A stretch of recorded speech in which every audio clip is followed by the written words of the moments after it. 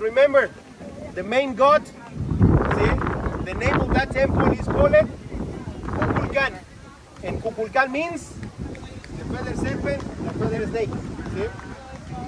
The place where we are standing, and this plaza that you can see around, this was the place where they practiced their ceremonies, where they worship their gods. Only a few people had the privilege to go to the top, because at the top, see, it wasn't a place for everybody. Only the king, the ruler, or we also can say the priest, they were the only ones who had the privilege to go to the top. For us, we were invited to the ceremonies. This is our place. See, from here, we can do all the activities, all these festivities that we could have. In 2007, this monument, Kukulkan Temple, was declared as one of the new 7 wonders of the world. Because of that, the authorities decide to cancel climbing the temple. Since 2007, no more, amigos. Just right there, above those trees and above the temple, above that building, in the perfect location. And then the sun, you're gonna use the different bodies of the temple, and it's gonna project a shadow against this wall, this side of the staircase, and that's where we are going to find the body of the snake. The body of the snake. The snake representation.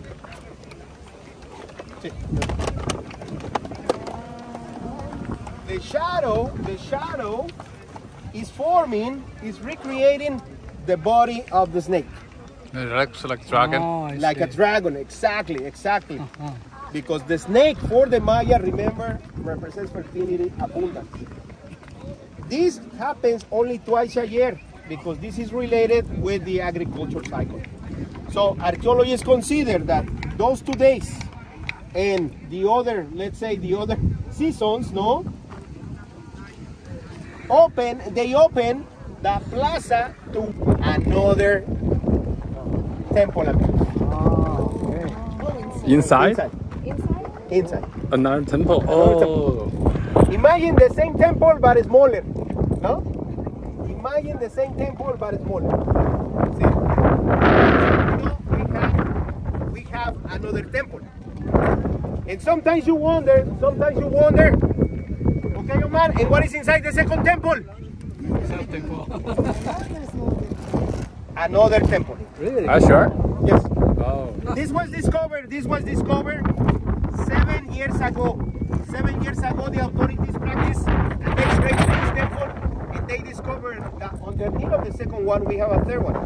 Why one on the top of the other? Why one on the top of the other? The reason is because practice the most important ceremony dedicated to the gods. Let's imagine that they invite us to the celebration. Let's imagine that they invite us to the ceremony. For us as spectators, as the public, the Thales platform there or the Thales platform here.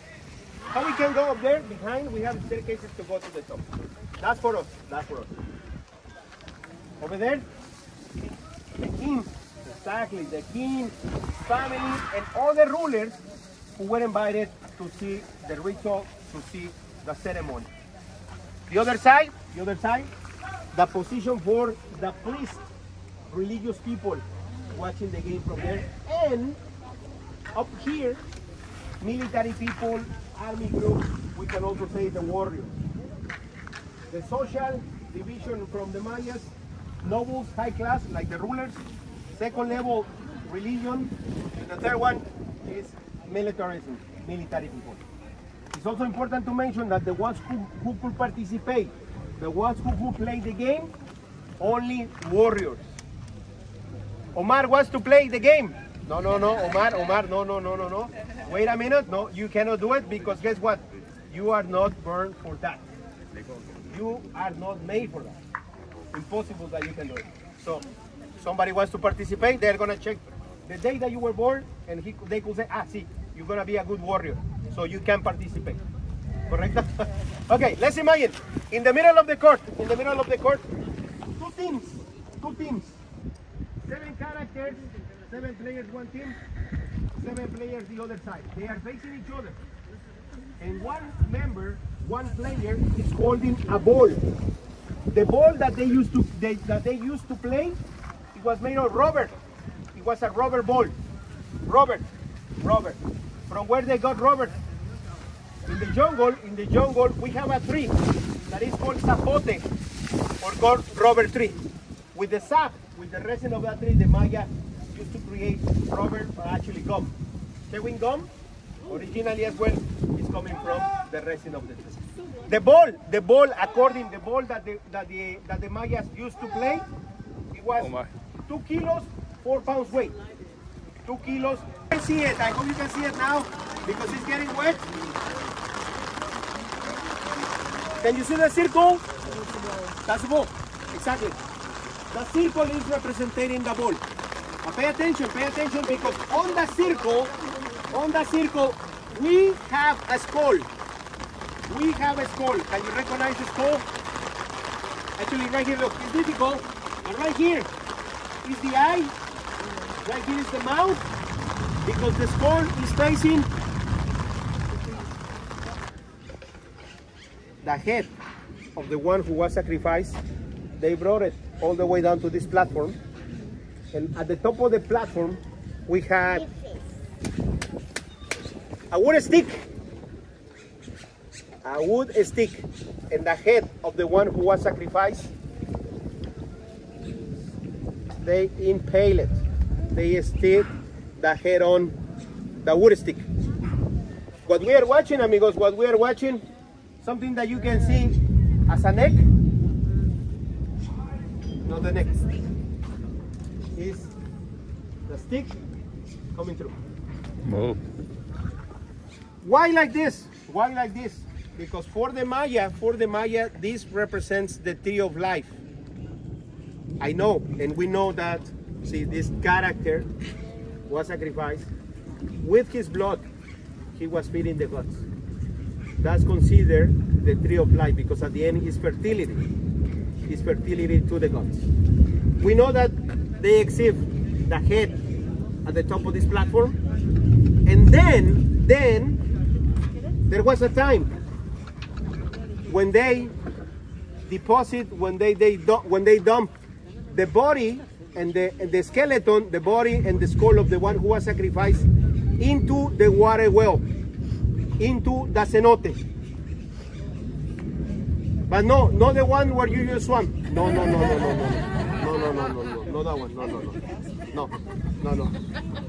No, that's a different one. Not too far from here, not too far from Chichen Itza, the archaeologists discovered a cenote that is considered the sacred cenote, and that's the place where the archaeologists discovered the bodies of the ones who were sacrificed. And they count the bodies, they count how many people could die like this, and they have a number, they say 200 people. 200? 200 people. Oh. 200 people. See? Snake with feathers. The feather serpent, because look, can you see these feathers? Can you see the body? Yeah. With feathers? See? That's why it's known as the feather serpent, the feather snake. In this representation, the Maya left us the 3 ideas to symbolize the 3 more important animals from the Mayas. From where the feathers are coming from? From the eagle. And if I ask you where we can see the eagles, where we can find the eagles? Up, sky, heaven. So that's a plane for the Maya. That's a sacred plane for the Maya. Water, the sun, the stars, no? Fertility is related with that. The second animal is the snake. The snake is representing the ground as well, fertility, life, abundance. And then the last animal is going to be the jaguar. No, that's a jaguar, Can you see the jaguar? That's a jaguar. Now, take a look. Can you see the head? Yeah. That's a snake head. Yeah. But it's also a combination with a jaguar head. Why we can say it's a jaguar? Snakes, they only have 2 fangs at the top. This one has the other 2 at the bottom. And actually you can see the molars of a jaguar, and the nose. The nose is a feline nose. For the Mayas, you can hear this. I have a video right here, but I want you to pay attention to this, to the sound, to this video, okay?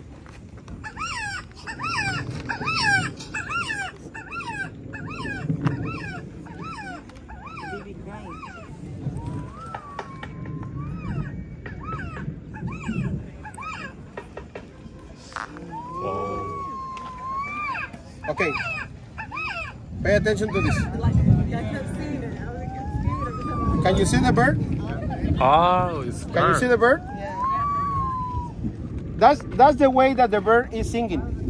This bird for the Maya was sacred. No more, sorry. This bird for the Maya is because it's a short video.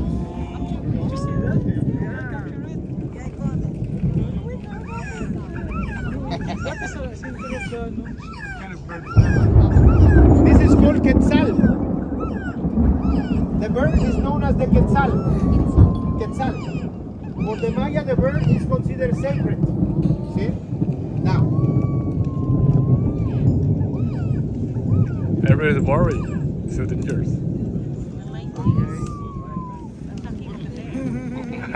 That's our God. That's the rain God that is appearing. He's saying thank you because you are here at Chicharito.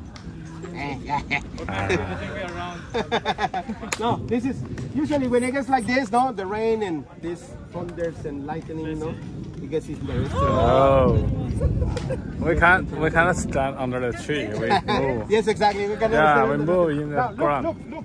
Now listen to this. Listen to this, amigos. This is important information, but this is, I hope you can understand this because this is like a deep information, okay? For the Maya, this temple is considered as well a tree. It's considered as well a tree of life. In the Maya cosmovision, the trees, the energies of the trees are really, really important. In every tree we are going to find, we must have a bird. On the top of the trees, we must have a bird. But there is one thing about this temple. Maya consider this the most important temple because at the top of the tree we are going to find a bird. But not exactly a bird carving or not exactly a bird living on the top. No, this temple has a special echo, has a special acoustic. I really wanted that you could hear this sound because it's the same sound that we're going to hear right there in front of the temple. Come with me before the rain god started.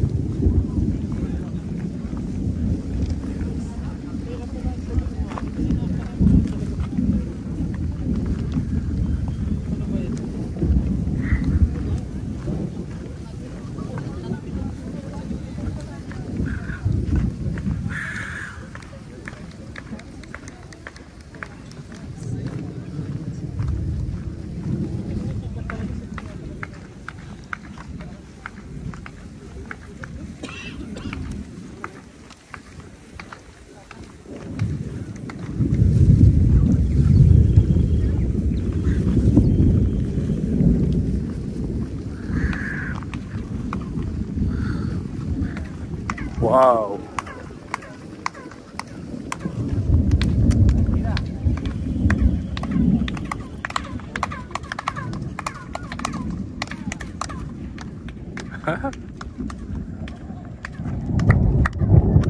No, that's the thunder. No. Now, listen.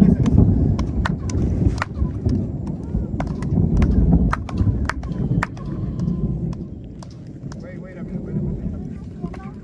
Sometimes this doesn't work. Okay, listen.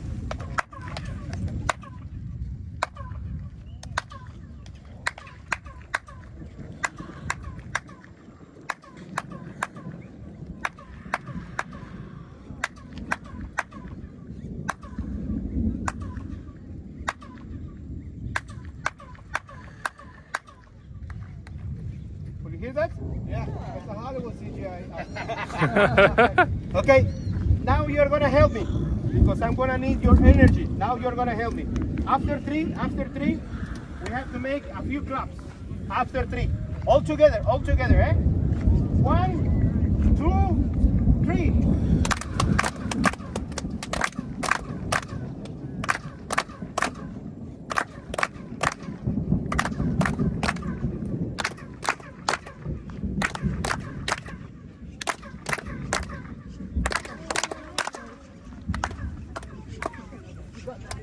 You hear that? This is created thanks to our energies, thanks to the echo. Because the sound is going to travel to hit the staircase, to hit the top tempo, and what we hear is the rebound. When we hear the rebound, it's not the echo, it's an acoustic. Because it's not the same clap.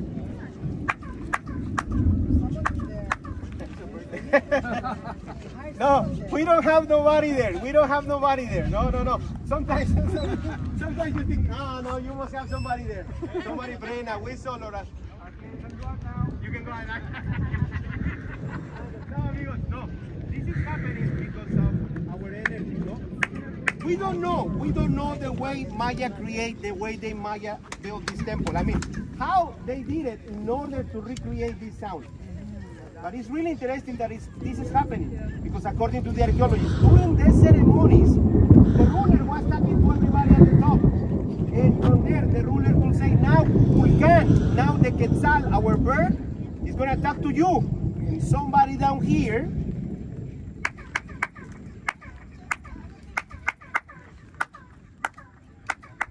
creating a melody, creating the sound of the Quetzal. See, you can do it. Once again, would you like to do it? Is it on this side of the... No, the fourth side. Are you ready? After 3, 1, 2, 3.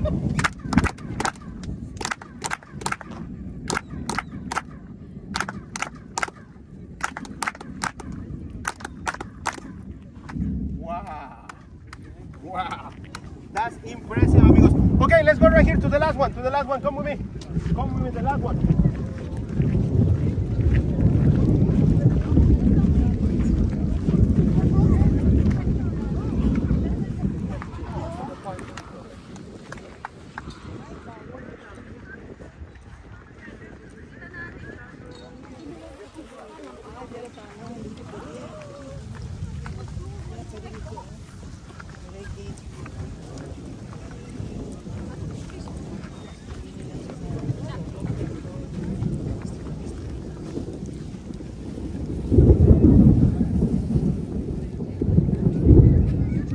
I'm very happy. I'm very happy, amigos. And if you ask me, see, what is the best weather? What is the best weather to visit Chichen Itza?